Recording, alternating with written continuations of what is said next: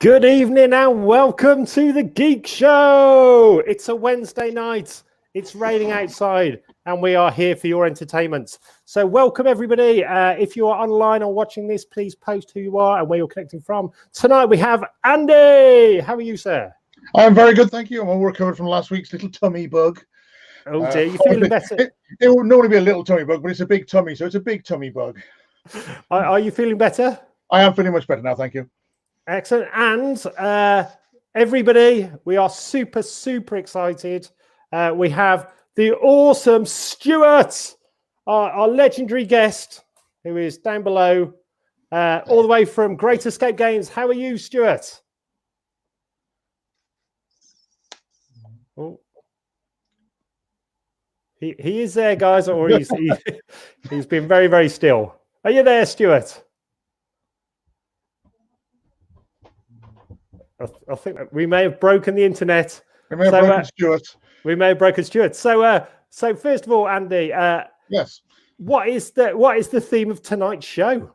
Well, as we have Stuart here as our esteemed guest, we are doing a Dead Man's Hand and all things Great Escape Games, but predominantly Dead Man's Hand. A little bit of Chicago Way, bit of the old Chicago Way, but yeah, Dead Man's Hand is our main thing tonight. An absolutely amazing Wild West tabletop game, great fun, easy to play, nice cheap buy-in as well, and it's just awesome. So well, first of all, thank you, Stuart, for coming on. Stuart, can you hear us? Not at the moment. He is alive, guys. I do promise you, he is. We were talking to him. The Hawks have got him. So I have never ever heard of Dead Man's Hand before. Other than every week that I mention it. Apart from when I met Andy, and Andy now talks about it constantly. And he keeps saying on how this is probably the world's greatest tabletop game.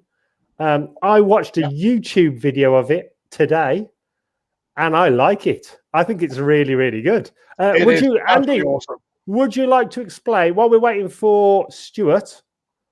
First of all, would you like to just explain? Would you like to? Oh, he's gone.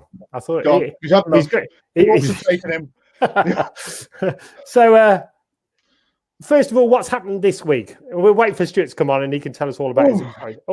To be honest, is he back? Is he with us? Is he back? Are you back, Stuart? He's back. Yay! I had an internet issue, so I switched my internet over. This is a lot better. We can actually see you, and you're moving in real time. So, first of all, everybody, welcome Stuart. Hello. Hey.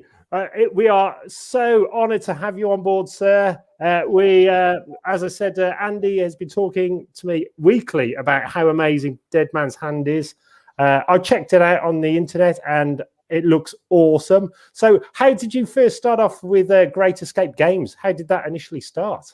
Yeah, well, this is great to be on because I haven't actually been on one of these for probably a couple of years, especially with COVID going on. There hasn't really been an opportunity, and also I haven't been to any shows for a year, so the opportunity to speak to hobbyists and especially a wider audience is quite welcome.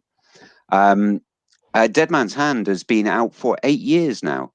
Wow! It's 2013 it came out. And it initially came out of my business partner, the co-owner of Great Escape Games, is a fellow called Mark Wheatley, and it came out of our mutual admiration for Western movies. We just love Western movies, especially him, and we wanted to explore miniatures and gaming in that genre, and we've done a bit of gaming, and some of the games around we've played. We played in those early days in the late 90s when we were first playing cowboy games, and we just didn't. We felt that they didn't reflect that sort of cinematic action. You know, have you both seen Open Range? Yes. Excellent. Well, Open Range is about the best gunfight scene in any movie, anywhere, at any time. It's a fantastic scene. It's about for the viewers. The bear and stuff, the animated one. No. No. Okay. Different No, open range. that's a Disney film, Andy. I think. Yeah. Different open range. Okay. It's Kevin Costner. Kevin Costner stars amazing. and directed, I think. Yeah. And the gunfight at the end is about 25 minutes long. But it's very much real close-up action, a lot of shooting, a lot of confusion, people hiding and getting away and recovering and then coming out for some more, people getting filled full of lead from close range and still going. Wow. And that's the kind of feel we wanted. We wanted sort of really fast action, and an action where you were always engaged. So even when it's the other guys taking a turn, you've still got a lot to do.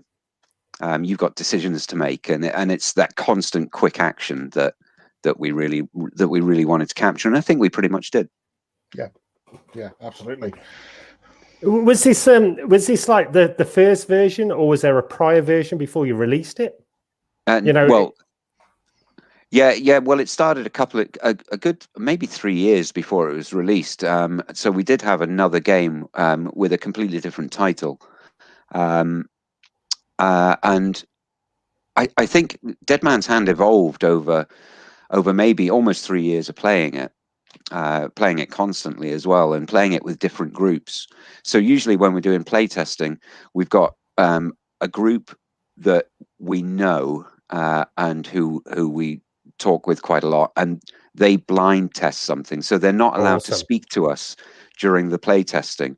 They've got to go and deal with it themselves, the document we give them. And then Mark's got a play test group up in Nottingham, and I've got a play test group down in Cardiff.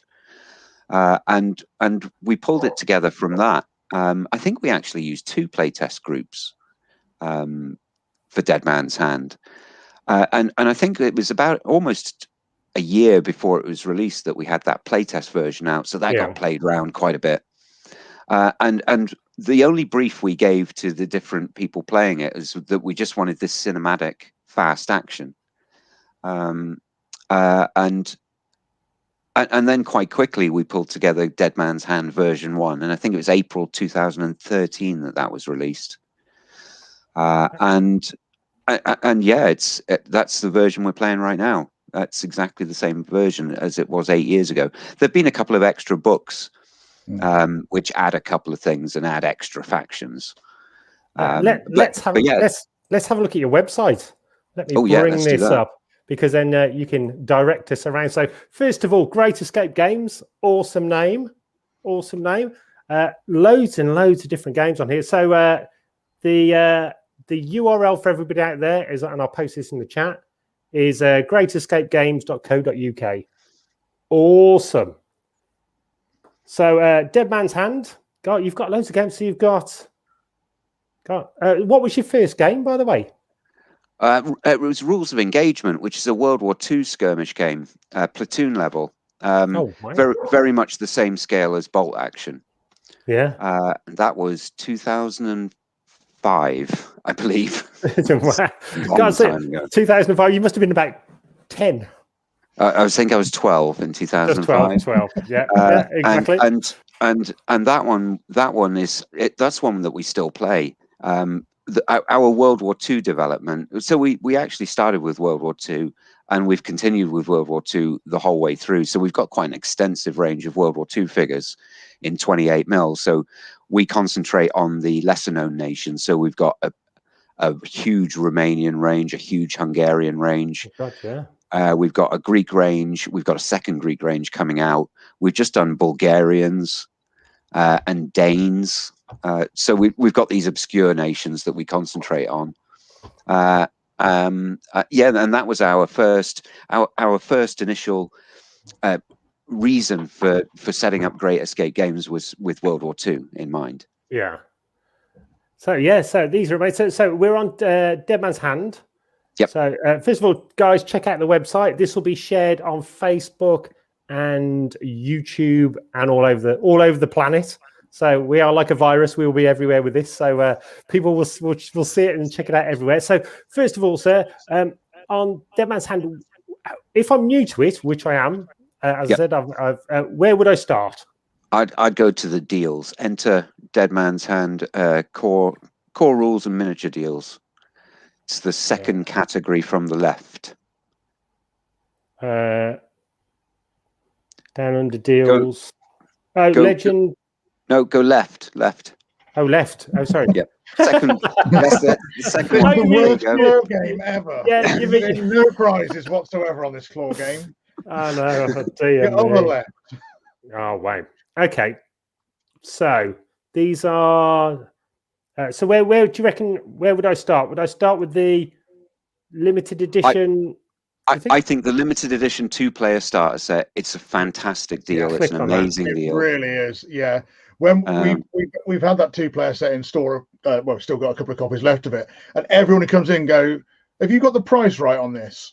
Because it's £40 and you get 2 gangs, which is already 40 quid. Then you've got the rule book, all the tokens, a building, and you're going to go, that's got to be wrong somewhere. That can't be quite right, because that's a massively good deal. Yes. Yes. It's too good to us. Far too good to us. It's a very good deal. Actually, do you know what? I'll let you into a sort of industry secret type thing here. Industry discussion. Don't worry, there's only us. So we were actually we think, because Dead Man's Hand has done fantastically well. I think we're on the 5th print run. Wow. And it's been translated into a couple of other languages as well. And what we wanted to do was just say, do you know what? We need to get this out to more people. We just don't seem like I don't have a marketing budget. I don't use a marketing budget. We don't do an extensive amount of advertising. We can't, I feel much happier sinking the money into developing new miniatures rather than advertising. And yeah, we do a little bit and we try to get the word around, but this was an extra way to get the word around about Dead Man's Hand. And of course, we were fully conscious of the idea that after we released this set late last year, I think it was September last year. And we knew that the following year we were releasing Plastic Cowboys. What's that? Plastic Which I'm sure we might come on to. I think we will. So it's just yet another way of just saying, hey, and it's something that's a complete starter set. It's nothing. We hadn't done anything like that before. Of course, you can go on our website and get deals where you get the game and all the miniatures and stuff for it's like, a few quid off.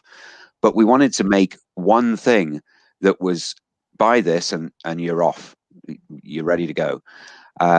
And the best one to do it with was Dead Man's Hand, especially with the amount of investment that we've got coming up for Dead Man's Hand as well. Wow! So buy that one. Buy that one.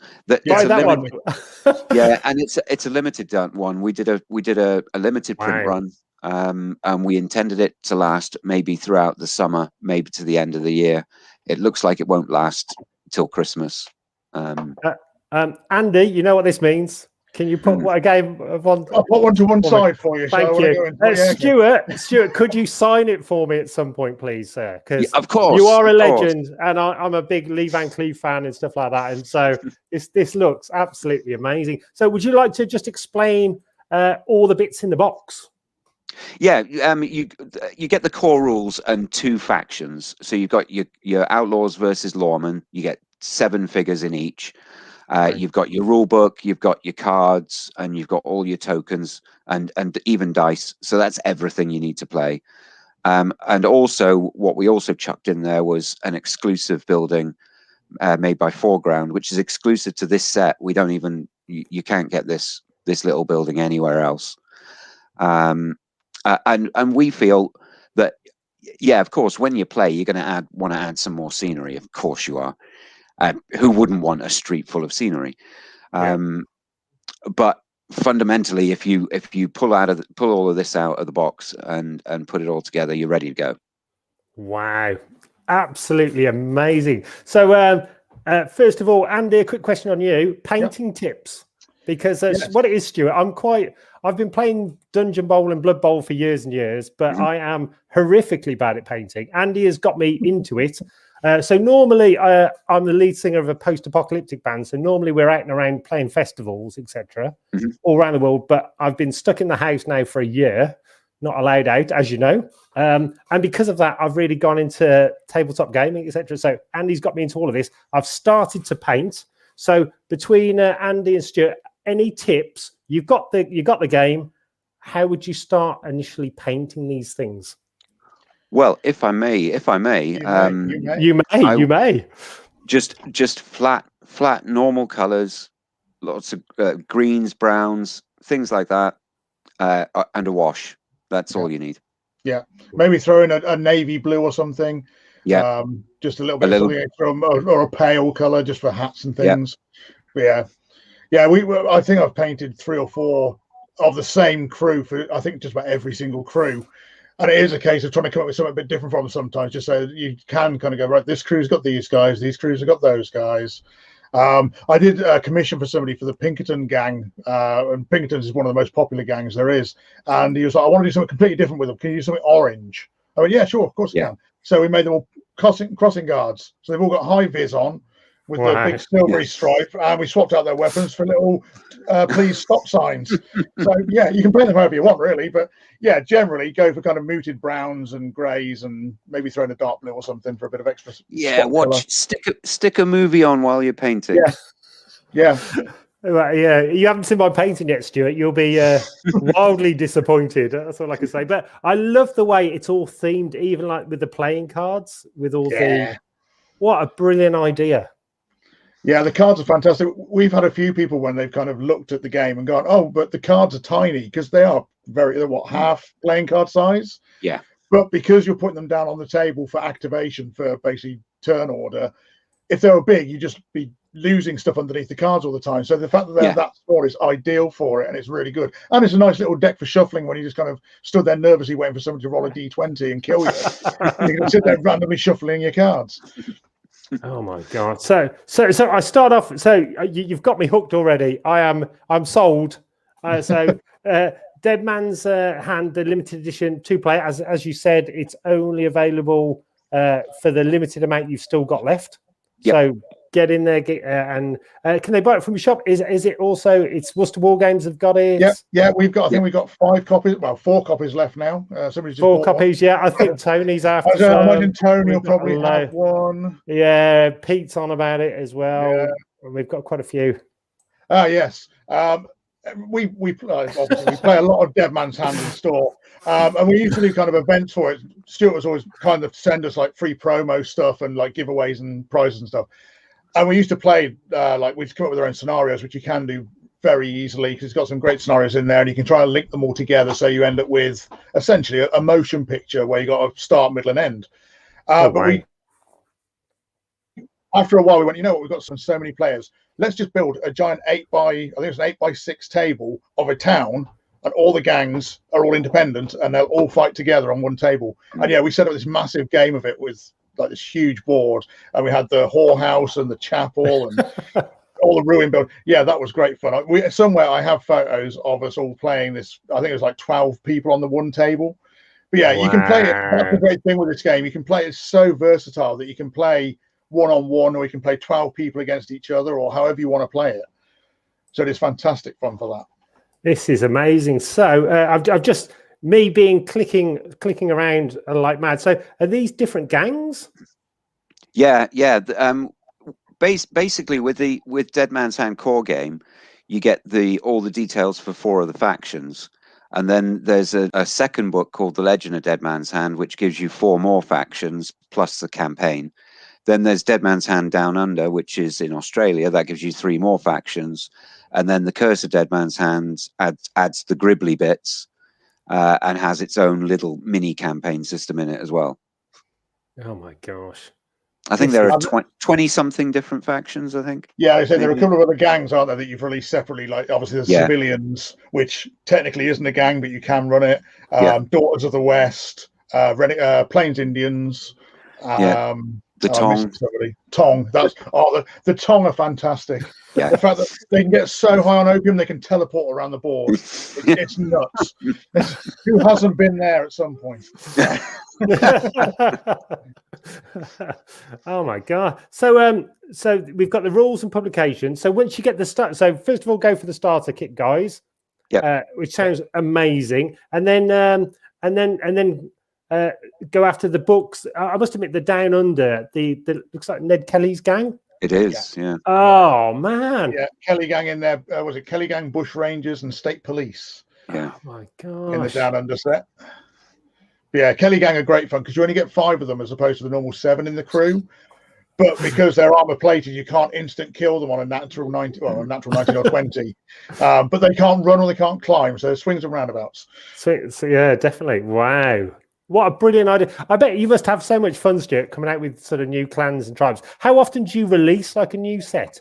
Is it like once a year or something like that? Do you have a yeah, it's roughly every couple of years we come out with, there have been the new books, but that's it now because it's the quadrilogy of books that we've got. So we're not doing any more of those sorts of supplemental books. But we've got an awful lot. I mean, there's an awful lot planned for next year that I can't talk about now. Oh, you can. Don't be silly. Of course you can. Oh, come on. There's only us and 1,500 other people. I'll maybe hint at a couple of things. Hold on, let's zoom in. Let's zoom in. But as far as miniatures go, that's really where we're concentrating on miniatures over the next year and a bit. Wow. And also, we're highly proud of you being a great British games designing company. So please, guys, everybody out there, support Great Escape Games. Stuart and the team are awesome, and they deserve your enthusiasm and support. I've had a few people from the States come on, just asking, can they get this over in the USA? Yeah, well, I would advise if you've got a local hobby store. Talk to them because Golden Distribution distribute it for us there, and Badger Games is our show rep over there, and he has an online store as well. But Badger Games is really good. There are some others as well. Gamecraft also stock quite a lot of it. There are a few others as well. But yeah, Badger Games, if you're in the States, of course you can order it direct from us as well. Awesome. It's all over the world. And anything, I mean, usually it's if you spend 50 quid, it's free shipping. So, God, blimey, wow! So I've heard that you've got something new just coming out. Yes. This is coming out. Let's zoom in. Hold on. I found a good picture as well. Let us zoom in. Wow, Stuart, please explain. This has been long in our imagination, but it's finally here. It's plastic gunfighters. So I think the release date is to be confirmed. I'm kind of thinking it's end of May, the release date. Yeah. Actually, all we're waiting for is the box. Wow. So this is you get a box of, you get 2 sprues. So that's 10 gunfighters you can put together. You get bases with them as well. And this is our first plastic set of miniatures. And there are tons of combinations. There are loads of different arms as well. So you can make all sorts of combinations. There are all of the weapon combinations you'd expect: shotguns, repeaters, normal rifles, and pistols. You can even do the shotgun so it's cracked open as well. I like that. Yeah, it's our first plastic set of miniatures. Is it under plastic sets on the website? Is it on the website? It's not on the website yet. Nope. There is a link on the website. If you go to the front page, and you look at the news on the left-hand side, the latest news. I've got it. There's a page. Click here. Hold on. Are you ready, everybody? Are you super excited? Wait. Oh my God.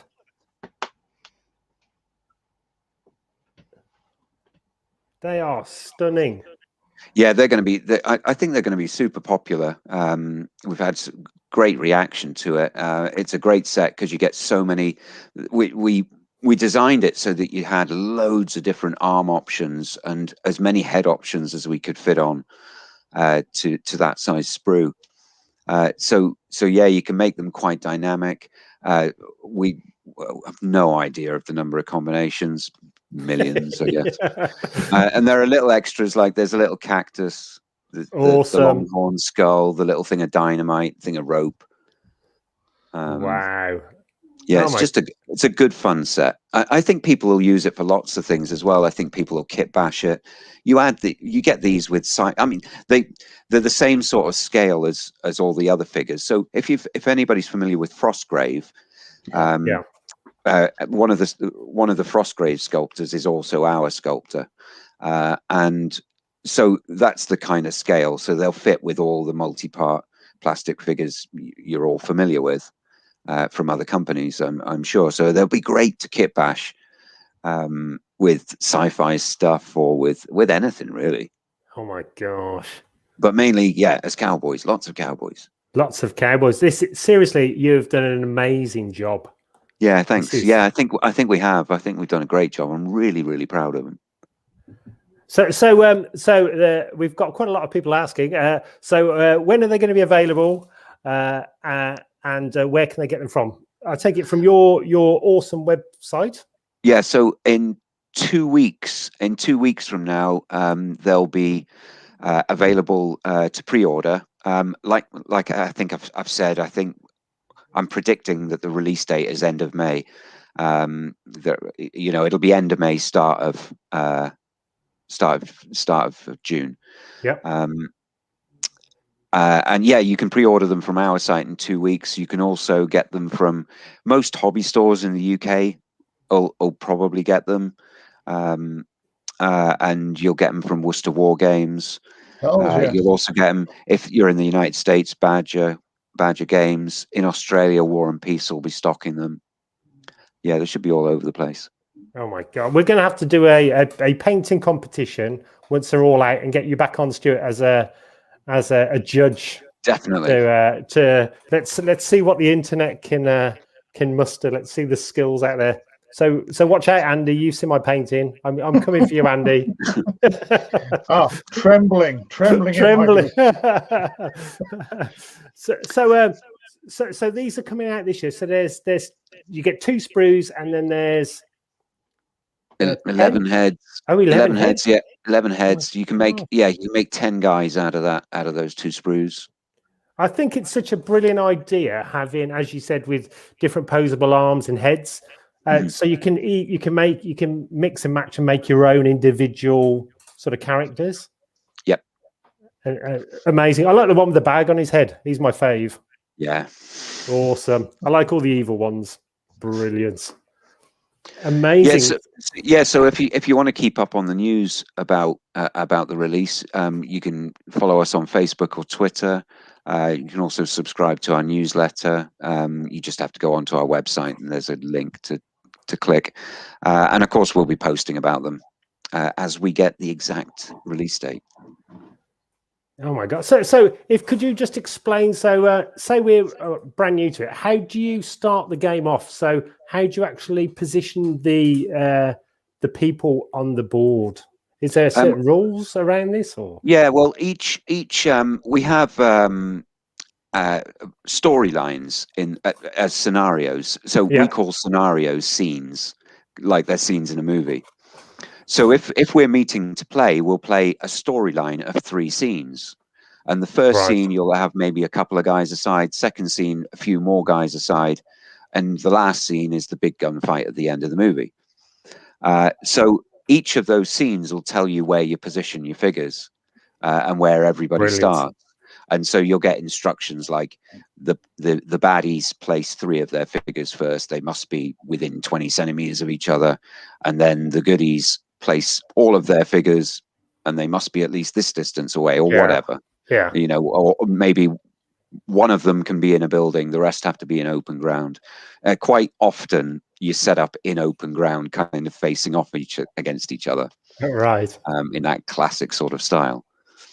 And then it's nice and easy from there, because you just start playing and you start shooting. You just shoot. It looks amazing, as I said, from the game I watched on YouTube, where they had buildings. I love the way that you can take a pot shot at somebody and then scoot off into a church. Yeah, it's just brilliant. It is like a film. It's all the crazy stuff you would be doing in a gunfight. Yeah, and one of the things about it is that your characters, the way your characters are activated, they get 3 actions, and those actions can be things like move, shoot, reload, recover from injury. That's another action. And when you activate your character, you just declare the 3 actions. So you say, I'm going to shoot, move, and recover, for example, or shoot, and move. Or you can move in closer. You could move, shoot, and then move again to duck into a doorway. So you can do that in any combination. And every character gets 3 actions when they're activated. But there's the caveat that any character that hasn't activated yet can react and take 1 action immediately, but that's all their actions for the turn. Wow. So you can, if you've got the guy saying move around the corner and then shoot you with my shotgun, you might decide to react by ducking through a window. And so he gets a blast off as your legs are going through the window, and it makes you harder to hit. But yeah, you've always got to take those decisions when you're playing the game. It's really quite fun. It does. You don't allow duckbacks in store. There's no duckbacks. It's always, if you're going to take that in for a question, it's a shot, and that's it. You do a lucky shot. No Ruby Coward. It's in my store. Is there any tactics that you'd give? To give me a bit of a heads up if I'm new to the game. Roll hard. A certain gang to go for, or shoot more, or run more, shoot less. Yeah, well, Outlaws, Cowboys, Desperados, or Lawmen, the 4 main ones are the ones to go for initially. And my one piece of advice is, it may seem when you're new to it that you just need to shoot all the time. Shoot. But what you've got to be aware of is what the other guy is going to do once you've shot all of your bullets, because then it's their go. And you've got to deal with that consequence before you plan your move. So sometimes you might want to be thinking, okay, instead of moving somebody in close, I'm going to take a couple of shots from range, and then I'm going to get into a bit of cover and invite them on, because later in the turn, my guy behind me is going to activate, so he can come up and back me up. Wow. So when you get little groups of your own characters working together, and usually they'll end up being split up. You'll have 3 over here, 2 over here, a couple over here. But when you get them working together, and then you just work together to pick one guy off, pick off one of the enemy guys, and then you can regroup again and go and help your other ones who are maybe under a bit of pressure. Oh my gosh! Always kill the shotgun first. If somebody's got a shotgun, always kill them first. Just go after the shotgun. Yep, they are absolutely brutal. Yep. So you get up real close and personal with both barrels, and that's often game over for. You are really selling this game to me. It sounds awesome. I'm so excited. Although the funniest thing is when you come around the corner with your shotgun and unload both barrels and you miss, and then the guy facing you. The guy facing you has 3 activations at point blank range. Oh my god! And he has a revolver. You're out of ammo, and you're out of ammo as well, because you've given both barrels and you've blown your load, and that's it. You're now standing in the middle of no man's land with 3 of your enemies stood in front of you, going, "We've now got our turn." Yep. Oh dear. So as I said, sorry about these dumb questions, but it is good because I haven't even played the game, but I'm now a fanatic, having seen it and talk to you, sir. How does the scoring work? You just try. Oh, is it even more? It's not like a point system. No, there are victory conditions in each scene. Oh, okay. So a scene might say, once X number of the other gang are dead, then it's over. Or maybe if you fail, because you do have to take a nerve test, a big nerve test, if loads of you guys are being shot. So at the start of the turn, if you pass that nerve test, you can carry on. But if you fail the nerve test, obviously it's over.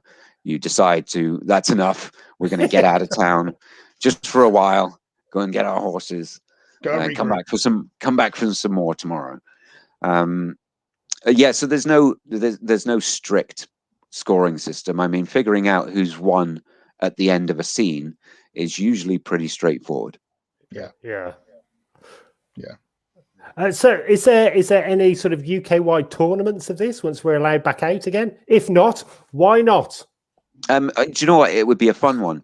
It would be a really fun one because you couldn't take it too seriously. You could never have a strict scoring system like we do in tournament gaming a lot of the time. But you'd simply, I mean, I could imagine you'd pair off two players to play 3 scenes against each other, and that is your scoring system. Because if one player wins all 3 scenes, well, that's X points. It's lots of points. If you win, the second and third scene, you've done. I mean, the way that the storyline works is it doesn't matter if you win the first game, the first scene, that gives you a bonus for scene 2. If you win scene 2, that gives you a bonus for scene 3, and whoever wins scene 3 is the winner of the whole thing. Right. Yeah. So you can lose the first 2 games and still win, and that's an interesting tournament idea as well, isn't it? So you it's about the third game, but your bonus points are in the first and second game. Yeah, definitely. Yeah, we've when we've done like events in the past, we tend to go, depending on whether you win or lose, we'll decide on what the next scenario is. So if the bad guys win, for example, so we're trying to do it like 50-50 split, good guys versus bad guys. If the good guys win, they get this next scenario. If the bad guys win, they get the scenario. And the story then kind of diverts depending on who's winning the game. So you might potentially play your 3 games, and the person on the table next to you has played 3 completely different games. Well, 2, because the first game is always the same. But depending on whether you get out of town with the gold, if you've robbed a bank and you're the good guys, you stop them. It's a different scenario to if the bad guys get out and they've got all the bags of money on the train. So we've done it like that in the past, where it's like, don't worry about the outcome of who does what and scores and stuff like that. Just play it for fun and see what storyline you get. Oh my god! That's always really good fun. So I feel gravitated towards the dark side, the evil guy. So Stuart, who would you recommend I would go for? Who would be my sort of clan tribe? Outlaws. Oh, Outlaws. It would be between Outlaws and Desperados because they're the first 4 factions in the core rulebook. Desperados are less forgiving. They can be more destructive, but they're less forgiving if things go wrong. Now, I can never remember, is it Desperados or Banditos that have the dynamite card? Because that's one of our, it's the Banditos. That is one of our favorite cards in the entire system, the dynamite card. Can you explain? You can't just drop this clanger and talk about dynamite and not explain it to me in the crowd. I'll make you a deal. Andy, you can do the dynamite. I'll do the cards and then pass on to you. So in the game, the cards are used in 2 ways. Number 1, they're used for initiative. And number 2, they're used as special play cards to affect the game as it's being played. So, for example, if you declared, oh, I'm going to shoot you with my rifle, I might play an out of ammo card. And that means you're out of ammo. It's just tough. Right. Now there is a way you can avoid that effect by trumping that card, but it just either enhances your own guys or it messes with the other guys. You can make them stumble. You can stumble's brutal. It's so brutal. I play Renegade Indian, so I'm running up to people and getting stumbled all the time. It's horrendous. There's another one called Spotted Horse Cannot Be Killed by a Bullet. And if you play that on one of your own guys, it means they can't suffer an instant death result for the entire turn. Now, the way to stop that is, so if I play Spotted Horse Cannot Be Killed by a Bullet on my guy and you don't want me to, if you've got that same value card, you just play it instantly to trump and cancel my card. So even though I've got these killer cards in my hand ready to play on you, you can trump them with an equal card. Awesome. Each faction's Jack, Queen, King, and Ace is unique to that faction. So my Lawman Jack, Queen, King, Ace is different to your Outlaw Jack, Queen, King, Ace. They have different effects. And Banditos have one called Dynamite, and I'm going to pass on to Andy. Dynamite. Oh, no, I'm going to zoom in, Andy. Hold on, I'm going to zoom in because you mentioned the word dynamite, and you've got a new camera. I got a new camera. Look at me on HD. Yes, I am really that fat and ugly. Who knew? So yeah, you play your dynamite card, and as I remember it, I haven't played for a while with the Banditos. You play the dynamite card, and you basically throw a stick of dynamite at one of your opponent's players, and you roll a d20, and depending on the outcome, depends on where it goes and what the effect of the dynamite is, whether it blows up or. And the amount of people that we've had go, and it's a natural one, so I've just thrown dynamite at my feet. Oh, yeah. But yeah, it's just so fun. Desperados have another great thing. Desperados have an inert ability. Each gang also has an inert ability where they can do certain things as a special ability for them. And the Desperados are great because they don't know each other. They're all a bunch of Desperados. They don't care about each other. They can shoot into combat where nobody else can because they don't care who they hit. Because they go, oh, if I hit the good guy, it doesn't matter. If I hit my own guy, I don't care. I don't know who this is. I don't know who. You flip a card, and whether it's an odd or an even, decides on which one gets shot. So you end up taking your own guys out. It's absolutely hysterical. I think that special rule is called crazy as a loon. Yes. Yeah. So a question back to Stuart. How does your brain work, and how do you even think of these cards? Is it over a pint in a pub? It's watching movies. It's just watching movies. That's it. Yeah. We watch lots of westerns, and we just think, oh, that's fun. How could you replicate that in Dead Man's Hand? Well, the card system, the special play cards, works perfectly, because it reflects the kind of raison d'etre of the faction, and it's unique to them as well, and they're quite powerful some of the time as well. They can be game winning. And also, I love the idea of the cards as well, because you could have, as you said, your cards, sort of chuckling to yourself because you're just going to throw a stick of dynamite at Andy, but he's got a rival card to try and put the kibosh on your evil spirit. Awesome. Do you have any festivals or any gaming events this year that you are going to, if they are on? We're going to Hammerhead in Newark, which is end of July, Warfare Reading, which is November, and Salute, which is November. Right. That's the only three. Only three. Brilliant. Also, please keep us updated with whatever's going on, and we'd love to keep having you back. To explain what's going on, and we have our painting competition, etc., etc. So, Stuart, quick question to you. So, if you're playing, which gang do you normally go for? You've been playing it now. You know the stuff. You are the grand master of this.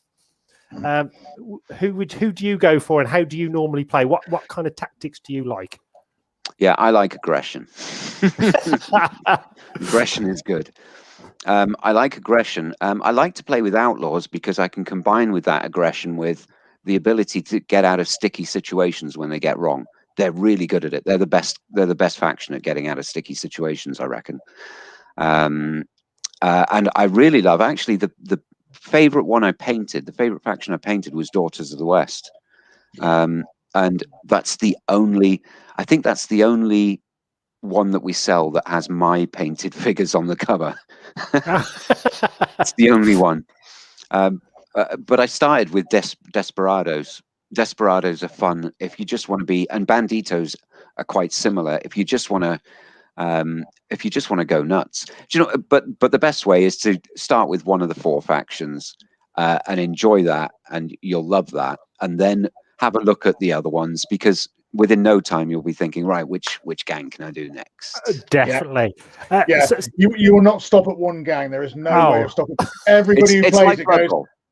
It's like Blood Bowl, yeah. You just gotta have it all by the end of it. Yeah, you'll just be like, I need a new gang. I've done that one. I don't want another gang. Come on, what's the next gang I can get? Yeah. Is there good tactics to go onto roofs? What's your opinion on getting on top of buildings? Yeah, don't get shot from the roof though. Don't get shot while you're on it. Oh no. I played somebody the other day in the garden, and they took a shot when they're on the roof, fell to their death. So yeah. It can be horrendous. It's very much like in the old movies where you see them get shot and clutch their chest and do a nice kind of belly flop off the roof, but it's not quite as forgiving. So what else would you suggest? And what about scenery, etc.? So you do scenery in buildings? Yeah, we do. We've got a partnership with Foreground. So Foreground they specialize in making pre-painted MDF buildings. Oh, wow. And which are beautiful, I will say. They are absolutely amazing. And also, I like the term pre-painted. Yeah. Oh, yes. Yeah, they are lovely. Oh my God, look at these.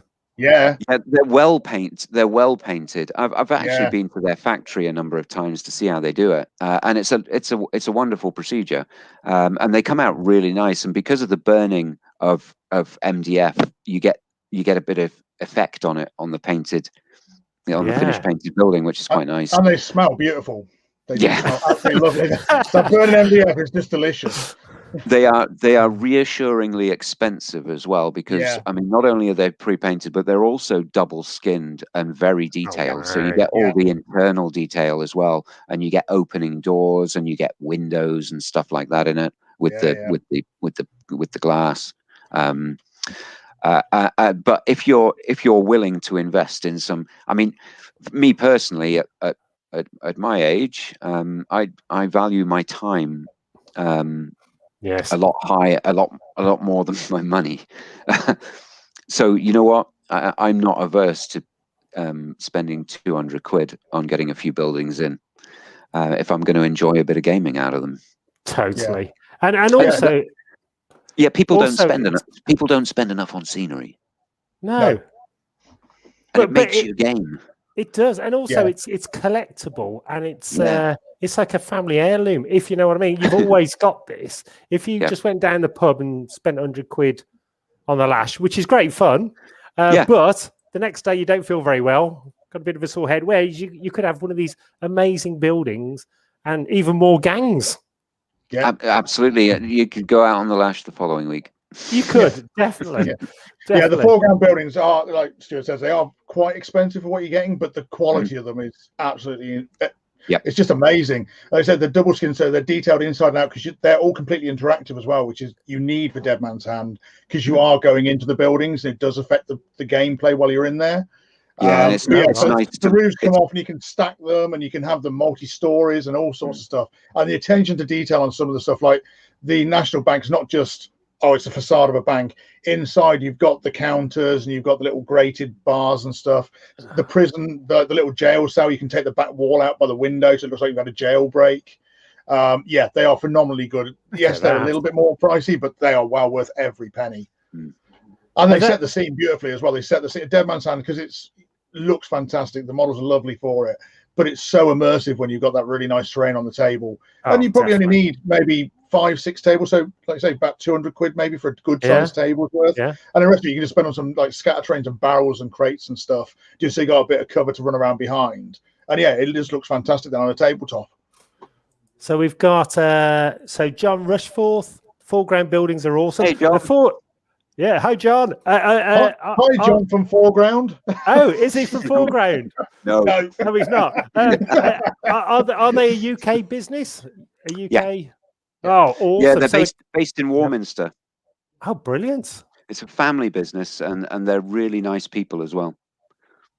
I'm blown away with the game and the scenery. I think because we play a lot of post-apocalyptic festivals. Well, we play all the post-apocalyptic festivals, so we're sort of very Mad Max, etc. But we played the Mojave Desert, so we played actually deserts and stuff. So we do love westerns. Yeah. So I am a big Western fan, and bloody hell, is it hot in a desert? You never realise until you're actually out there. Oh my God, it's hot. You don't need a gaming mat. You can just put your foreground building straight on the ground and just play on the floor. You can play floor hammer. It's ideal. This is amazing. I've got a load of our fans would love this. So we will definitely share this everywhere. So what is your favourite building then, Stuart? And then I'll ask the same question to Andy. I actually think it was one of the earlier ones, Rogan's Bar, just because of the shape of it. That's a beautiful shape. Yeah, it's a nice corner piece. So how big is your collection of buildings then, Stuart? Do you have like a whole room full of these as well? Yeah. So we've He's got, living in one. His whole house is just made by Foreground. It's amazing. Smells of MDF all throughout the year. It's lovely. I think we've probably got them all. Wow. About a couple of maybe 20, 24, I think. Do you get any input on some of these as well? Saying it would be really good if we had, I don't know, yes, a burial home or something like that, a funeral parlor. Yeah, exactly that. Yeah, awesome. We work because it's branded as the Dead Man's Hand range. Wow. So it was actually when we were initially developing Dead Man's Hand, we knew Foreground. We stocked their stuff at the time, their World War II stuff, and we were just talking to them at a show, and we got to know them and got to be friends, and then. We came up with the idea, well, it was obvious. You need buildings for an Old West game. These guys make great buildings. These guys make the best buildings, in fact. They are the best quality buildings. Yeah. So we said, how would you like to make an Old West range and do it for Dead Man's Hand? And Ben from Foreground was mad for it. He said, yeah, I'm on it. And I think a week later, he'd sent us 3 buildings. It was mad. Wow. It was crazily quick, and so then we just talked about it and just said, yeah, we need a church, we need this, we need gallows, etc., etc. And he would go off and research the buildings. Oh my gosh! And make them, and then he would come up with other ones that we hadn't even talked about. Yeah, which is equally great. Do you ever see a building and think that's a great idea for a story and a plot? Oh, do you know what I see buildings and I think that would make a great Foreground kit.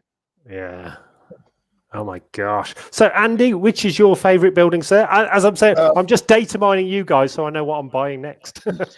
I have to say easily it's got to be the whorehouse. It's well, the brothel. Yeah. Well, we renamed ours. The person who built it for us, Law. So ours is Law's Whores. So that's what we called our brothel. It has no doors in it. We couldn't be bothered to put the doors in. So it's Law's Whores with no doors. So it's open plan brothel. Safety of the girls. That's what it is. Safety of the working girls. We need to be able to make sure they're all safe at all times. That's good. You're all heart. You really are. Yeah. So we've now talked about scenery. Let's talk about gangs. Look at these. Oh my gosh. So first of all, £20 for a pack is awesome. Yeah. Yeah, we think so. I am super impressed. So we've got the lawman here. Let's just click in first. My God, I'm still stunned on how the amount of detail that I put in miniatures, and these look beautiful miniatures. You can click through them all, and you can maybe recognize some of them because they're pulled from history and from media as well. So these are heavily influenced by movies and TV shows. Oh my gosh. And so these are the original metal lead ones, sorry? Yeah, they're the metal ones. Yeah. Look at that. And it's nice, easy little project as well. You've got 7 individuals to paint. And the way I paint them is I choose a limited palette of colors. And, one gets brown, this shade of brown trousers. The other one will have that shade of brown coat. Yeah. The other one will have that shade of brown hat. I am liking your style. Then I'll use a different shade of brown. Then add a green in and a red. Awesome. What would you recommend on the bases? How would you do your bases? Me personally, I use AK Interactive basing stuff. That's because I don't like sand for basing. Yeah. I prefer you can buy products that give you a more natural look. And again, I like looking for time and effort saving products to help me in my modeling and my hobby, because I don't have that much time. I have very little time for painting, and so I don't want to be messing around with it. Yeah, I like basing with the AK Interactive stuff. But you're basing. I mean, if you're used to, some people are used to using fine sand or maybe the crackle effects by Games Workshop or by AK Interactive. But if you're just using fine sand, it's easy. Yeah, that's easy. Just do it in earthy color. Watch a western. Look at the ground. Yeah. So we got the lawmen and the outlaws. Look, I must admit they are awesome. He's probably my favorite figure. That is brilliant. And again, they each character has got so much character, if that makes any sense. They don't look like it's the same person just with a different hat on or something like that. And there are characters as well. They've done a range of individual mercenaries, essentially, like the character ones. So yeah, try spotting, see if any of those ring any bells when you have a look through them. John Bridges, for example. So then we've got the cowboys. Again, absolutely. So for the plastic figures, so what will the plastic figures go under? Are they the cowboys or anything? Yeah, I mean, it's once you buy our set, it's yours. You can play whatever you want with it. I don't care. Really, they're really themed towards the lawman and outlaws side, but I mean, Desperados are kind of a generic bunch anyway. Our Desperados metal set perhaps has that unique character in that it's got a Mexican fella and a Native American fella in it, which you're not going to get out of the plastic sprue, of course. But yeah, play whatever faction you want. Our intention with these plastic gunfighters is to use sales of them to produce the next plastic set, and so on. Brilliant. So are you going to be concentrating more on plastic now, or is it going to be? Are you still going to do metal gangs, or is it going to be predominantly plastic? For Dead Man's Hand, we're going to be doing a number of plastic sets. Okay. Brilliant. Is it? Do you know? Is it going to be like one a year? Do you think, or maybe two a year? I'm hoping that we'll get the second one out near the end of this year. Oh wow! Oh my gosh! And then I think it's 3. Is it 3 we've got planned for the following year? 3 or 4? No, 4. We've got 4 planned. 4 planned. Oh my gosh! Also, I like the so you can play citizens. Yeah. Brilliant. Yeah, they tend to die in droves, but and there are citizen like miniatures as well. So if you want to play in the bank, you can actually get bank teller with the bank manager, or there's the guys that work in Rogan's bar. So yeah, there's a bunch of other civilians. So you can just have random people stood around. Yeah, I love that kind of street furniture in wargaming, where you've got things on the table that aren't part of the game but look cool. We used them when we did our big open table game. We hid them before we started. I hid players in the building, so if somebody went into a building for cover and they got a shot off, it's got a single shot D20. See what happens. Yeah. So you could be ducking for cover inside the bank, and then the bank teller blows your head off. And that was great fun because nobody knew they were there. You didn't know until you took the roof off. And you went, "Oh, there's like 4 people in this bank, and they're all packing." But the diversity of all the different sets are amazing. You even got the 7th Cavalry. Yeah, I mean there are quite a lot of iconic characters and sort of groups in the Old West. I've always found it a fascinating genre for movies because it's a relatively short period of time when an awful lot of history happens. Yeah. And also the sort of bleakness and brutality of that era, which is sometimes it's unimaginable, the brutal and violent lives some people led, and I mean, even without the context of gunfighting, the social history of the Old West, and of the race to build the transatlantic train routes. That's train routes from coast to coast. Yeah, that was a particular, so brutal, such a harsh life, and I just found myself really immersed in it. I've read a number of books about various social histories of the Old West and about the development of the trains. And especially, I've read a lot about the persecution of the native population, and it's just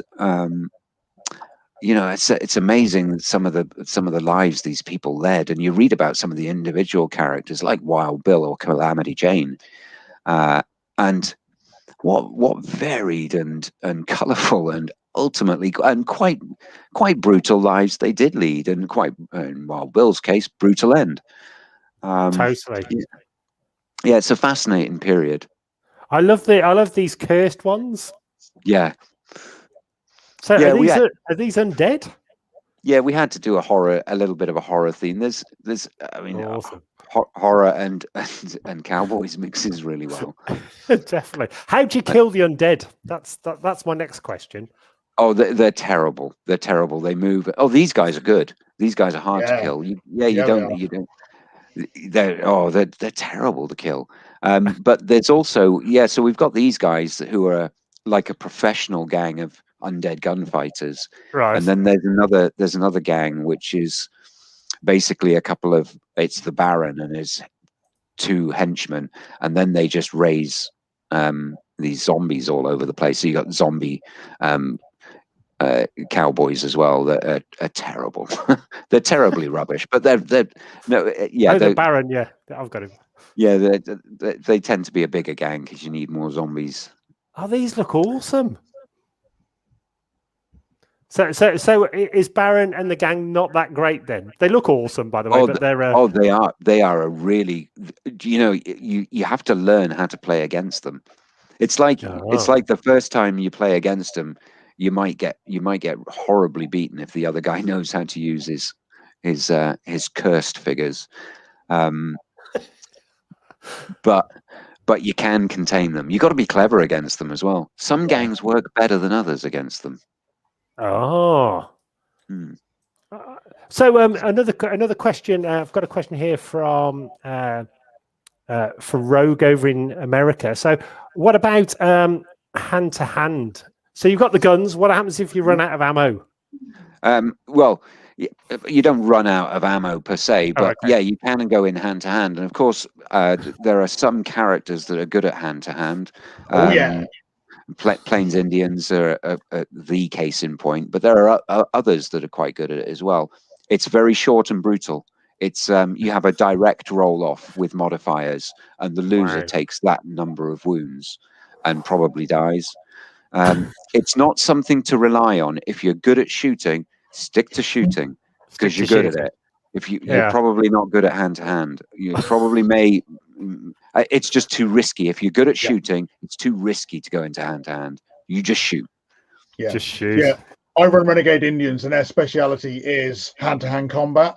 And the amount of times I run in and go, I've got a +3, and you're at -2 because you're wounded, so I've got a +5, and I still get shanked, and it's horribly because of it. Because I'll roll a 1 and they'll roll a 10, and it'll be like, well, I've just taken 5 wounds and died. Awesome. Yep. So yeah, it is horribly brutal for hand-to-hand combat, which makes it so much fun.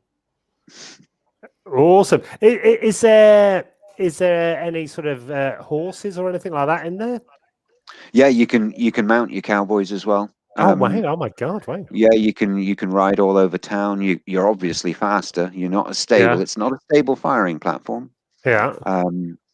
You can get on stagecoaches, on wagons. There are a couple of, I think there are a couple of wagon scenarios on the website. Yeah.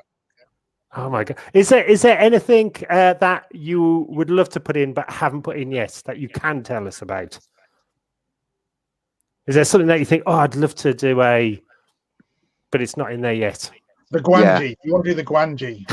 Come on, dinosaurs in the Old West. Kubra Cabra. There are a couple of things that we're looking at. I really like. Again, I've been doing a lot of social history reading, and there was a particular subclass of people that were kind of treated as a subclass. I mean, we know about how the native people were terribly treated by the European invaders to North America, but also following the Civil War, which is when most of this sort of action takes place. It's post-Civil War. You also had lots of black veterans who'd fought with the Union and had come to the end of that time, and maybe they were from the South or had relations in the South, and those sorts of reforms were not. I mean, reform never happens as quickly as you like it, and in the civil rights movement in the United States, that reform has been so painfully slow. And I imagine that back in the 1870s, 1880s, it must have seemed to some people that I'd gone and fought for equal rights, and we won that war, and I don't feel equal anymore. So you had actually black townships emerging, and some of them, especially in the West, were formed from former Buffalo soldiers. Oh, wow. They were called Buffalo Soldiers. That was the name given to them by the Native Americans, because of how they fought. And these people set up their own little townships. So I'd like to look at Buffalo Soldiers. I think that would be a bit of fun. And again, that's part of my interest in social history, because those black townships continue, and you have loads of these emerging up through. Really, it starts to it gets crushed in the 20s, in the 1920s, when basically other people living around these black townships would look at them and not like what was going on, and they'd just go and burn them down. They'd just go and burn them down and kill people. That was happening as late as the 1920s, and so you had huge amounts of dispossession, and I can't reflect that in Wargaming Soldiers at all. But it indulges me a little bit because I've got a passionate interest in social history as well. So Buffalo Soldiers is one, and also I'd like to read a little bit more about the Texas Rangers. Wow, have you been over to America? I'm Canadian, so. Oh, you are Canadian? Hey! Yeah, I'm an ex-Canadian. I grew up in Canada, and so I do have a particular. In school, we learned all about Native American peoples, and the education was probably progressive when I was going through it in the early 80s. It was quite progressive for then. I don't know how progressive it is now. My own feeling is that my education wasn't as progressive as today's kids in Canada being educated. But again, Canada's not a bed of roses for Native people either. The conditions that Native people live in Canada, as well as the United States, is awful. I think that's something that happens all around the world with European invaders. It seemed that the Native population suffered everywhere, and they continue to suffer. Totally. So yeah, my affinity with North America is much more Canadian. My brother lives in Indianapolis. Right. And yeah, I'd like to. I've never been to the West Coast of the United States. So yeah, that's one thing that may be in my future, certainly. Yeah, I must admit the West Coast, because we sort of headline a Mad Max festival over there every year called Wasteland Weekend over in like north of LA in the Mojave Desert. So we've done the Grand Canyon, and we've been all around there, and it is breathtaking. It is absolutely amazing. It's just I feel completely at home when I'm in a desert. Normally with war boys and flamethrowers by the side of me, but you sort of get the I'm always a little confused. Not confused, but there's always this idea that Americans never get outside their own country. You can see why not. They've got quite a lot of country there. That's an awful lot of country. If you lived and grew up in the United States, it would take you a lifetime to explore that country. Whereas I feel here, I mean, we've got Europe on our doorstep. We're lucky. We've got Britain here, which is has magnificent history and vistas and scenery and places to go. But imagine that in the United States, it's just so much. There's so much more because it's so much bigger. It is beautiful. And also every time we're over in LA and sort of between LA and Vegas, when we're driving in the big RV, everybody fights to drive, because when you're on these open roads and all you can see, it looks like something out of a cowboy film. The scenery is just breathtaking. It's such a beautiful place. So I fully agree. And also we've got quite a lot of Native American Indian friends as well. So there's quite a lot of those guys go to Wasteland. So we've got a great diverse group of friends out there, which is awesome. I've just been clicking more on the website. Honestly, I'm loving this game. I'm going to buy everything. You've even got dead people. So when you've shot people, or is this just is this like scattering furniture around before just to exactly? They're not dead. They're resting. They're just having a sleep. They're having a snooze. Yeah, it's hot. It's hot out there. As you said, it's hot. They're all having a midday siesta. These are brilliant though, because it just sets the scene and it gets everybody excited about the game, doesn't it? Yeah, it's the whole thing about having. I mean, if you recall the first time you encountered wargaming, now I can recall it when I was very, very young, and it was Napoleonic wargaming that I encountered, and it was a particularly lovely game. It had nice scenery, everything was painted. I mean, it was in the 70s, so I mean, it probably wouldn't look that good now, but to a young kid's eyes, I'd never seen that thing live before in front of me. And that's what I like about wargaming. It's the visual impact of it. It's such a visual hobby. And, you know, I think I can put a bit more effort into my gaming area than just a couple of hills and a building, you know. And that's okay if you want a quick game of Ancients or Warhammer, yeah. But if you want that I feel that war game experience, you got to have those little bits of detail. Definitely. I also think that the whole, because of like Henry Cavill, etc., and because of the lockdown, and I think a lot more people are getting into tabletop gaming because instead of like computer games, because you use your brain, it's creative. It's like prop building, you know, you're painting, you're making stuff, but also then when you're playing, you've really got to use your brain and your cunning and your tactics. And, it's interactive, and it is interactive, and it's interactive, but it's interactive with another human being. Yeah, which is and that social interaction. I mean, that's why I do like wargaming. I'm quite an introverted type of person, but I like that that human interaction at a face-to-face level, because it has a quality that cannot be replicated in this particular medium. For example, can't be replicated with a computer, can't be replicated in an online game where you're playing with other people, in my opinion. And yeah, it's going to be nice to get back to a bit more of it. Are you a member of any local game clubs near you, or do you manage to get out and talk to people? Well, I mostly game in a very small group of people, but it's just because of it's because of my time. Most of my so I can't commit to a fixed weekday evening.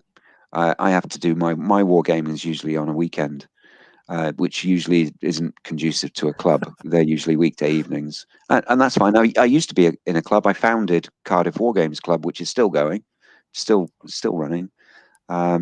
And a friend of mine runs Treorchy Wargaming Club here, which is they all play 40k though. It's not my game.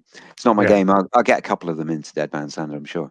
But yeah, I think I'm looking forward to a few more opportunities for gaming. And now, because we've just moved into a new unit.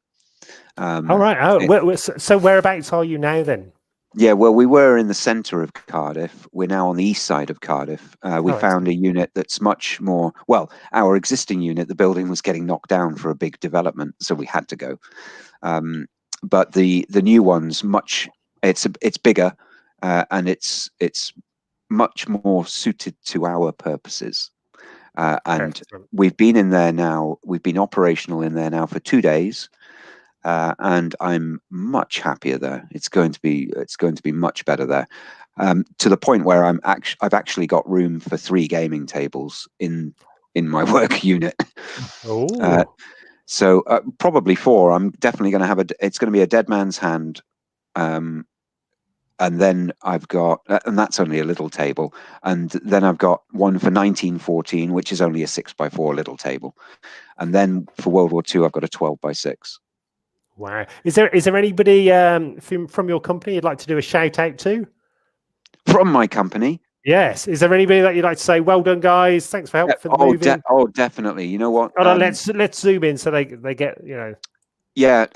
We've got there are 3 of us down in the. We've got two units. We've got our manufacturing base up in Nottingham, then our distribution base, which is the main part of the business, the busiest bit.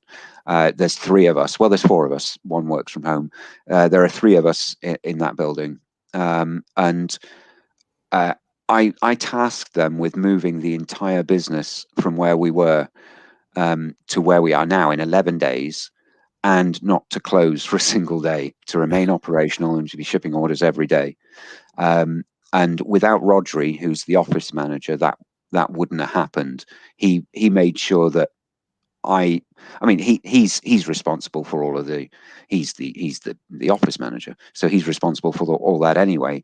But it meant that I could concentrate on organizing the move, because I knew that he had everything in hand. And even though he was moving stuff as well, and I'd interrupt him all the time and I'd get in his way all the time, he made sure everything was done. And we hardly skipped a beat with getting orders out, and it was fantastic.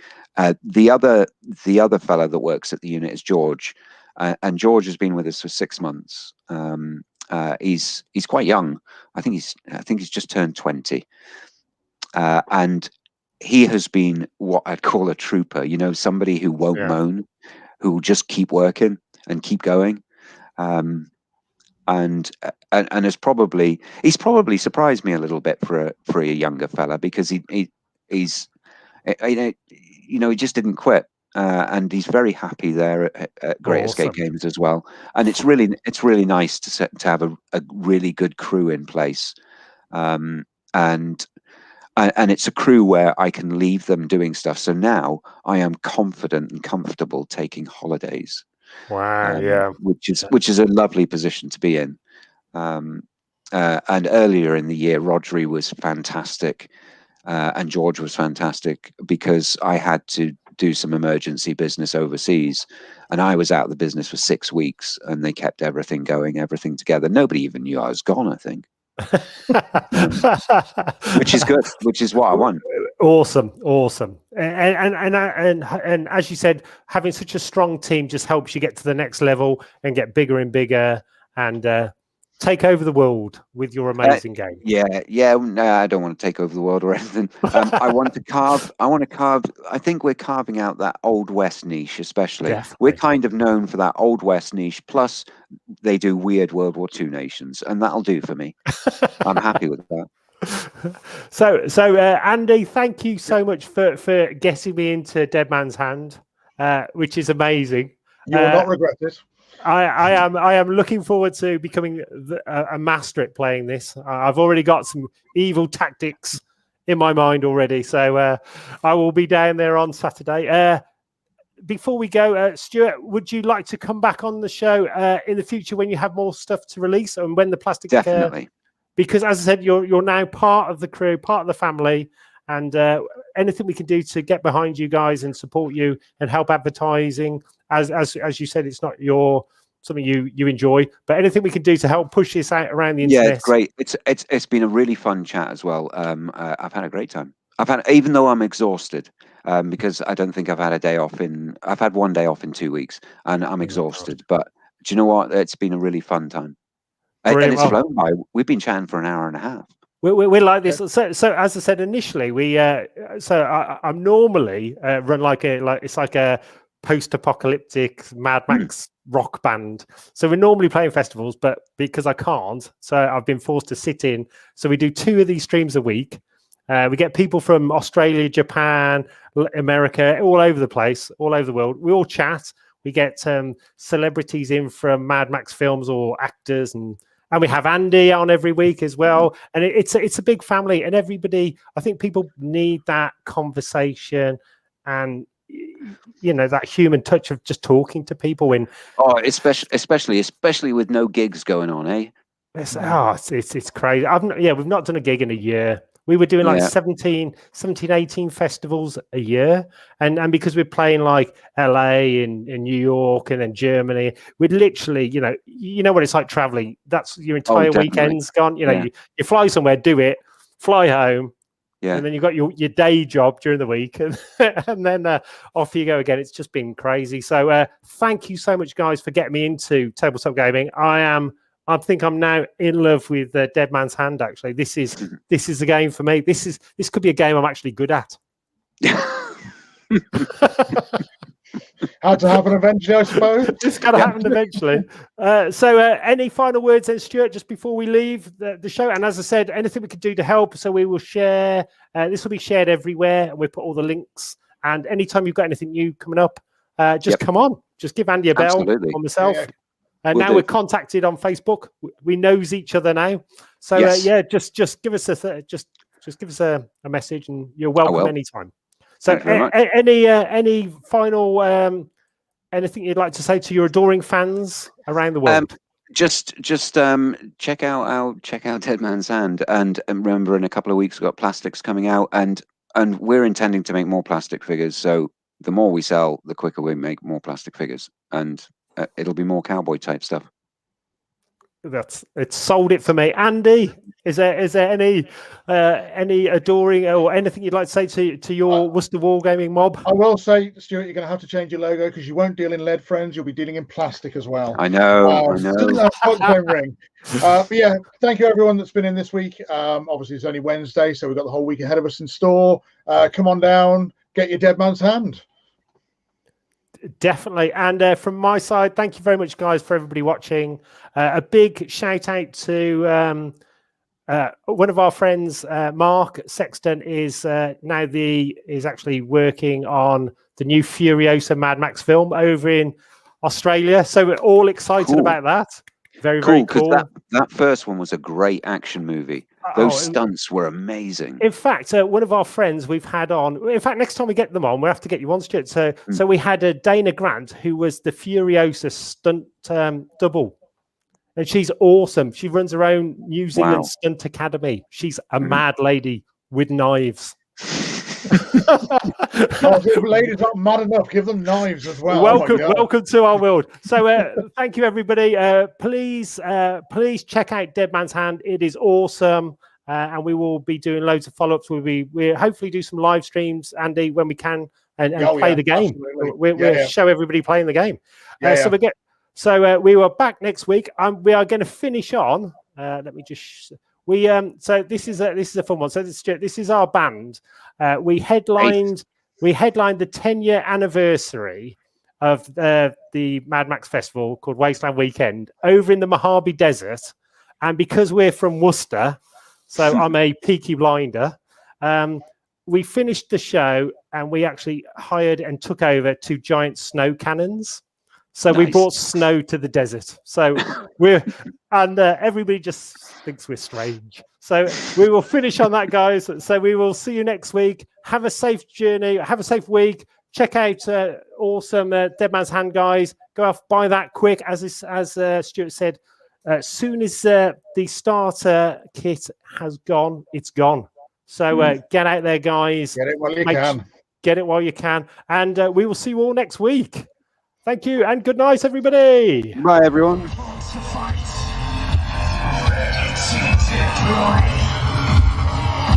Mechanical animal activation.